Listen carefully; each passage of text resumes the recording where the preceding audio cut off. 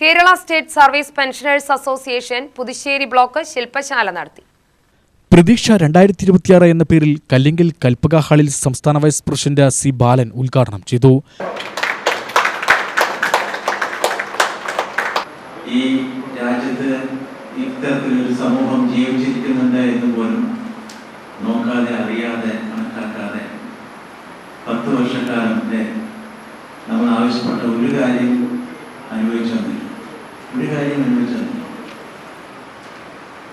ഈ സമൂഹം ഇവിടെ ഉണ്ട് എന്ന് പോലും ചിന്തിക്കാത്തൊരു സർക്കാരായിരുന്നു ഇടതുപക്ഷ സർക്കാർ.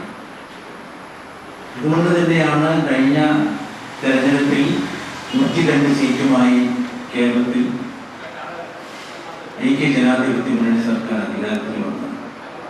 ഇന്നലെ ബഡ്ജറ്റ് അവതരിപ്പിച്ചു.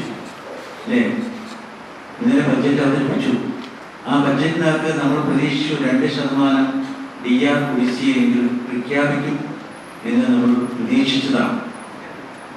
പക്ഷേ ആശാവഹമായിട്ടുള്ള ഒരു പരാമർശം ആ ബഡ്ജറ്റ് നോട്ട്സിനകത്ത് ഉണ്ടായി എന്ന് പറയുന്നതിൽ നമുക്ക് എല്ലാവർക്കും സന്തോഷമുണ്ട്. എന്താണ് ആശാവഹമായിട്ടുള്ള ഒരു പരാമർശം? DR കുടിശ്ശിക അല്ലെങ്കിൽ DA കുടിശ്ശികയില്ലാതെ ജീവനക്കാർക്കും പെൻഷൻകാർക്കും നൽകും എന്നുള്ള പരാമർശം അതിനകത്തുണ്ട്. ബ്ലോക്ക് പ്രസിഡന്റ് വി അച്യുതൻ അധ്യക്ഷത വഹിച്ചു. സെക്രട്ടറി ആർ ഉണ്ണികൃഷ്ണൻ, സംസ്ഥാന കമ്മിറ്റി അംഗം പോൾ, ജില്ലാ president Balakrishnan, secretary KM Rasheed, Bhaskaran, Ravindran തുടങ്ങിയവർ പ്രസംഗിച്ചു. SSLC +2 പരീക്ഷകളിൽ ഫുൾ A+ നേടിയവർക്കും ജില്ലാ സംസ്ഥാന ദേശീയതല കായിക മത്സരങ്ങളിൽ മികച്ച നേട്ടം കൈവരിച്ചവർക്കും DCC സെക്രട്ടറി വി രാമചന്ദ്രൻ പുരസ്കാര വിതരണം നടത്തി. വിശ്രമജീവിതം എങ്ങനെ ആസ്വാദകരമാക്കാം എന്ന വിഷയത്തിൽ വി രാമചന്ദ്രൻ ക്ലാസ് എടുത്തു.